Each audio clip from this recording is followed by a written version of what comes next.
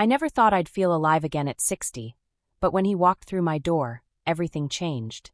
Jacob, the young handyman, came for a simple repair, but one lingering glance and a nervous smile set my quiet world ablaze. The air between us crackled with unspoken tension, and as his hands worked on fixing my sink, I realized something much deeper was about to break. My carefully guarded heart.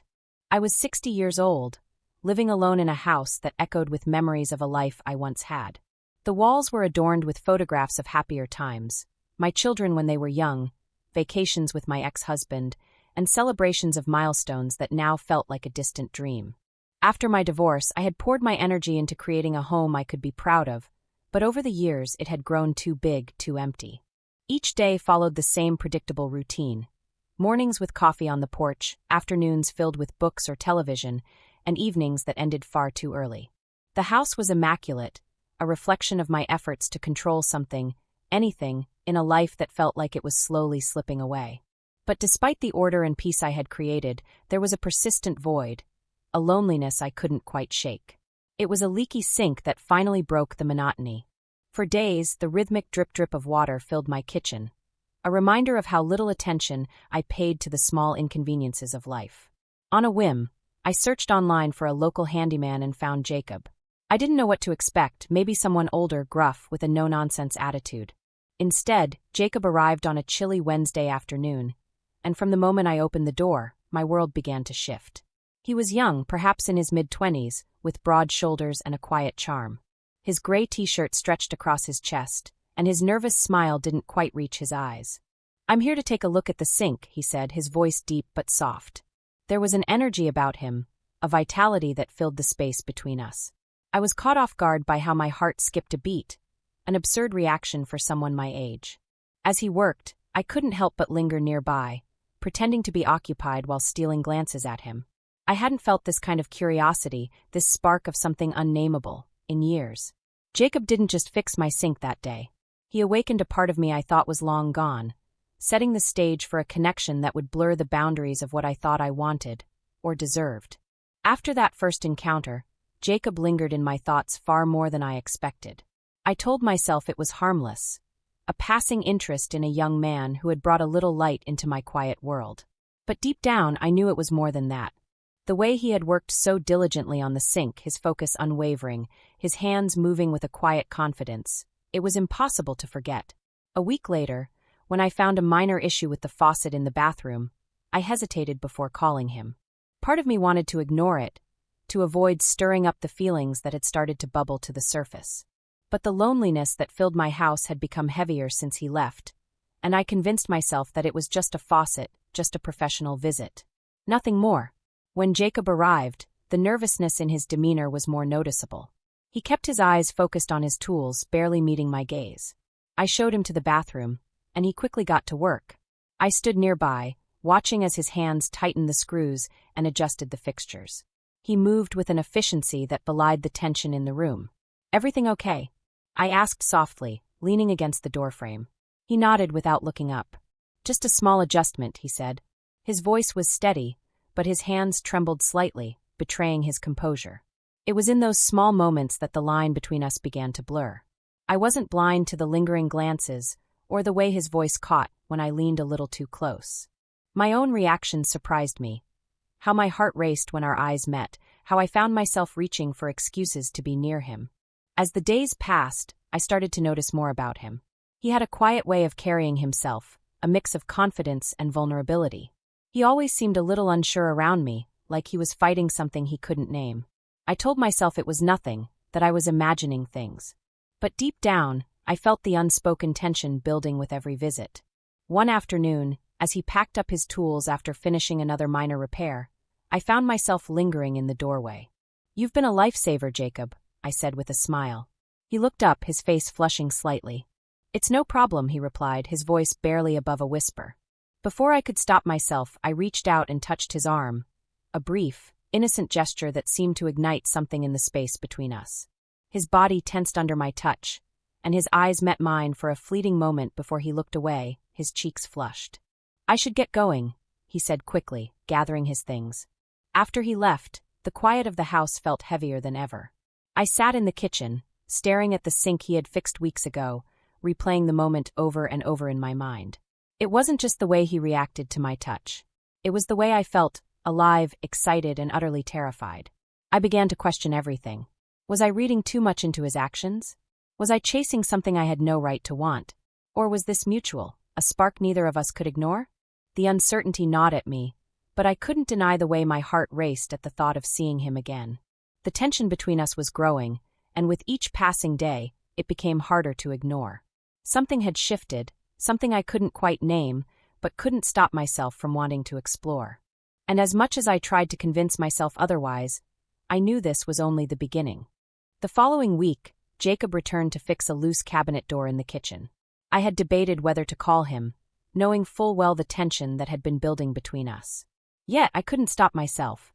When he arrived, his nervous energy filled the room, and I felt my own heart quicken in response.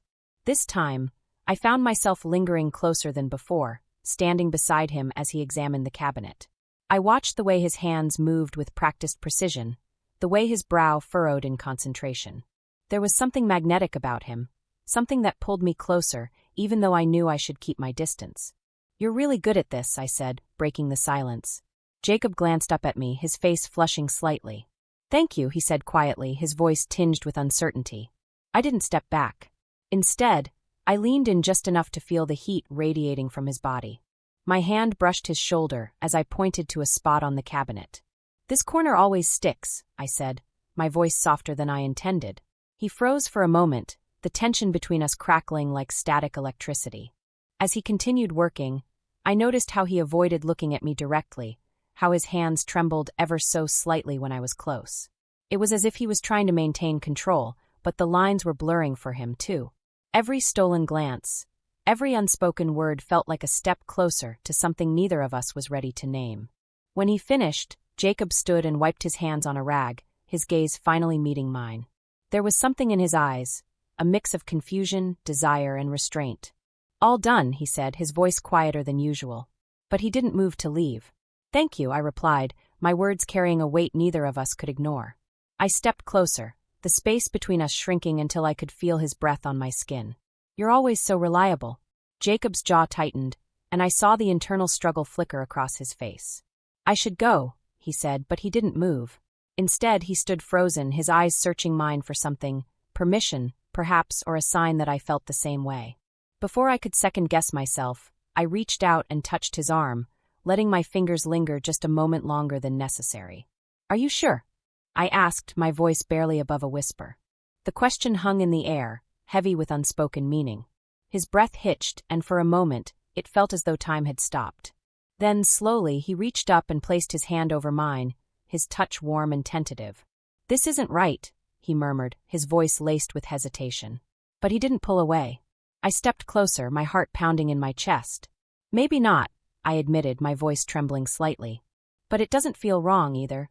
Jacob closed his eyes for a moment, as if trying to gather the strength to resist. When he opened them again, the conflict was still there, but so was something else, something raw and unguarded. "Margaret," he said softly, his voice barely more than a whisper. "I don't think I can do this." But even as he spoke, his body betrayed him. He didn't step back. Instead, he leaned in just slightly, his breath brushing against my cheek. The tension between us was unbearable, a force pulling us together despite everything. Without thinking, I closed the distance between us, letting my lips brush against his in a tentative kiss. For a moment, Jacob didn't move, as if caught off guard. Then, slowly, he responded, his hand sliding up to cup my face as he deepened the kiss. The world seemed to blur around us, the kitchen fading into the background as we gave in to the pull between us. His touch was hesitant at first, as though he was afraid of crossing an invisible line. But as the kiss deepened, his restraint began to crumble, replaced by a need that mirrored my own. When we finally pulled apart, our breaths mingling in the space between us, Jacob's eyes searched mine. "This is complicated," he said, his voice shaky. But there was no denying the way his hand lingered on my waist, or the way his gaze flickered to my lips, as if he was already thinking about kissing me again. "I know," I replied, my voice steady despite the whirlwind of emotions inside me. "But sometimes complicated is worth it." In that moment, we both knew there was no turning back. The line had been crossed, the boundaries shattered. Whatever this was, whatever it would become, We were both too far gone to stop it now. The days that followed our first kiss were a blur of emotions. Jacob and I tried to carry on as though nothing had changed, but the air between us was different now. Every touch, every glance carried a weight that hadn't been there before. It was thrilling and terrifying in equal measure, and I found myself torn between the desire to explore this connection and the fear of what it might mean. Jacob seemed just as conflicted. He came by often, always under the guise of fixing something around the house, but his nervousness betrayed him. His hands trembled when I was near, his gaze lingered just a little too long, and his voice carried an edge of uncertainty. It was clear he was struggling to reconcile his feelings, and that struggle only made the pull between us stronger. One afternoon, as he worked on yet another repair, I stood in the doorway, watching him in silence. He was focused, his brow furrowed as he tightened a bolt on the kitchen cabinet. I couldn't help but admire the way he moved, the quiet strength in his hands, the determination etched into his features. "Jacob," I said softly, breaking the silence. He paused, glancing over his shoulder at me. I stepped closer, my heart pounding in my chest. "Can we talk?" He set down his tools and turned to face me, his expression guarded. "About what?" I hesitated, searching for the right words. "About us. About what's been happening." Jacob's jaw tightened, and he looked away, his hands clenching at his sides. "I don't know what you mean," he said, but his voice lacked conviction. I stepped closer, closing the distance between us. "You do," I said gently. "You feel it too, don't you?" For a moment, he didn't respond. Then, with a sigh, he ran a hand through his hair, his eyes finally meeting mine. "I don't know what to do," he admitted, his voice barely above a whisper. Whatever this is, it's messing with my head." I reached out, placing a hand on his arm. "You're not alone in this, Jacob. I'm just as confused as you are." He stared at me, his gaze searching mine for answers. "Margaret, this isn't supposed to happen. You're older, and I'm—" He trailed off, his voice cracking under the weight of his emotions. "And you're what?" I challenged gently. "You're kind. Attentive. Someone who makes me feel alive again." Jacob looked away, his jaw clenching. "This is wrong," he said, but his voice lacked the conviction to match his words. "People will judge. They'll talk. And what if we ruin something good?" I stepped closer, my hand brushing against his cheek. "Sometimes the best things in life are the ones we're not supposed to have," I said softly. "But you have to decide, Jacob. Do you want to keep pretending this isn't real? Or do you want to see where it goes?" For a moment, he didn't say anything. The silence between us was heavy, the weight of our choices pressing down on both of us. Then, slowly, he reached out and took my hand in his. "I don't know where this is going," he said, his voice steady. "But I can't keep pretending I don't want it." His words were like a spark, igniting something inside me that I hadn't felt in years. Before I could second-guess myself, I leaned in, pressing my lips to his in a kiss that was both tender and desperate. Jacob responded immediately, his hands sliding to my waist as he pulled me closer. The kiss deepened, and the world around us seemed to fade away. For the first time in years, I felt truly alive, as though every nerve in my body had been awakened. Jacob's touch was firm yet gentle, his hands moving over my body with a reverence that made my heart ache. We stumbled back into the living room, our movements hurried but deliberate. Jacob's hands were everywhere, my waist, my shoulders, my back, and I couldn't get enough of him. He made me feel wanted, desired, in a way I hadn't felt in decades. As we collapsed onto the sofa, the reality of what we were doing hit me like a wave. This wasn't just a moment of passion, it was a line we couldn't uncross. But as Jacob's lips moved against mine, as his hands explored my body with a mixture of curiosity and urgency, I knew there was no turning back. Hours passed in a blur, and when we finally pulled apart, our breaths mingling in the quiet of the room, I felt a sense of clarity I hadn't expected. Jacob looked at me, his eyes filled with a mix of vulnerability and longing. "What now?" he asked softly. I reached up, brushing a strand of hair from his face. "We take it one day at a time," I said. "No expectations. No promises. Just this." Jacob nodded, his hand tightening around mine. "I can do that," he said, a small smile tugging at the corners of his lips. But as the days turned into weeks, the reality of our situation began to seep in. The age difference, the secrecy, the societal judgment, it all weighed heavily on us. And while we tried to ignore it, to focus on the connection we had built, the cracks began to show. One evening, as we sat together on the sofa, Jacob turned to me, his expression serious. "Margaret, I've been thinking," he began, his voice hesitant. "About us. About what we're doing. I felt a lump form in my throat, but I forced myself to stay calm. What about it? He sighed, running a hand through his hair. I don't regret anything, he said. But it's complicated. And I don't know if I can keep doing it. His words hit me like a punch to the gut, but I nodded, understanding the truth in them. I know, I said softly. It's not easy. Jacob looked at me, his eyes filled with sadness. I care about you, Margaret. More than I ever thought I would. But maybe caring isn't enough. The silence that followed was deafening, a reminder of the inevitability of our situation. We had crossed a line, and now we were paying the price. After that evening, the weight of Jacob's words hung heavy in the air. We tried to go back to the way things were, but the simplicity we had clung to was gone. Every glance, every touch was now tinged with an unspoken sadness, a reminder that we were both fighting a losing battle. Jacob became more distant. His visits grew shorter, his laughter less frequent. The easy rhythm we had shared was replaced by an awkwardness that neither of us could shake. I could see the conflict in his eyes every time he looked at me, the way he seemed to wrestle with his feelings. And though I tried to act as if everything was fine, I couldn't ignore the ache in my chest. One afternoon, as we sat together in the living room, the silence between us felt unbearable. I reached for his hand, but he pulled away, standing abruptly. Margaret, he said, his voice strained, I don't know if I can do this anymore. I looked up at him, my heart sinking. What do you mean? He ran a hand through his hair, pacing the room. Whatever this is, it's not fair. Not to you, not to me. I'm trying to make it work, but it feels like I'm lying to myself. And to you. Tears welled in my eyes, but I blinked them away, refusing to let them fall. You're not lying, Jacob. What we have is real. He stopped pacing and turned to face me, his expression pained. It is real, he admitted. But that doesn't make it right. The age difference, the way people look at us, it's too much.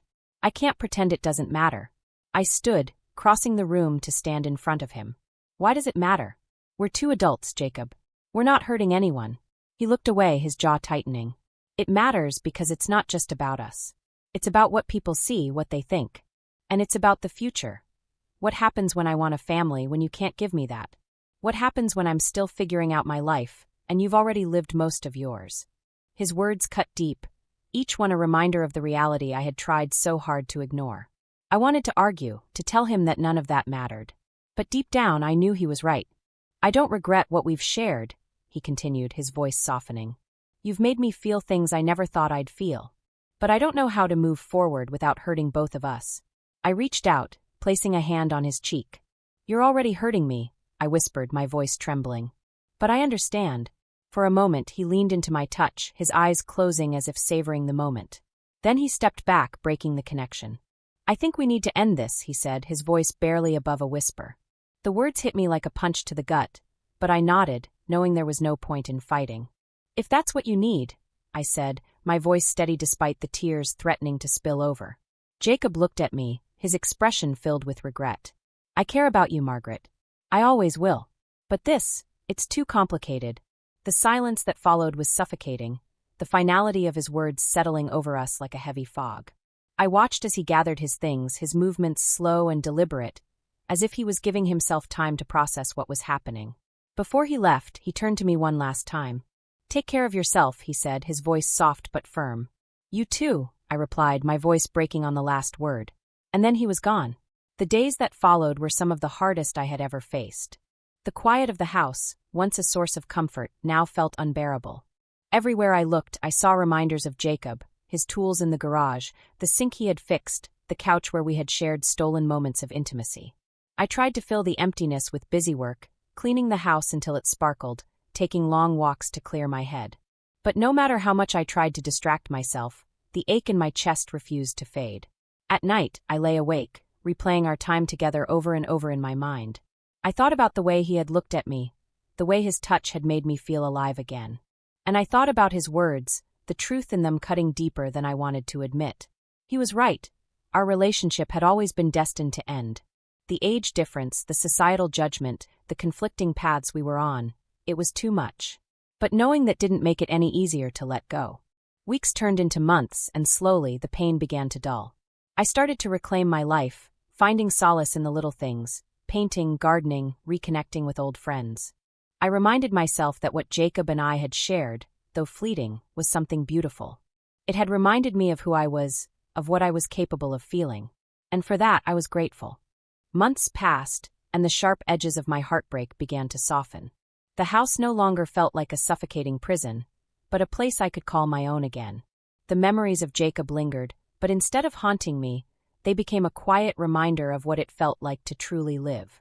I threw myself into rediscovering who I was, outside of being someone's wife, someone's mother, or someone's lover.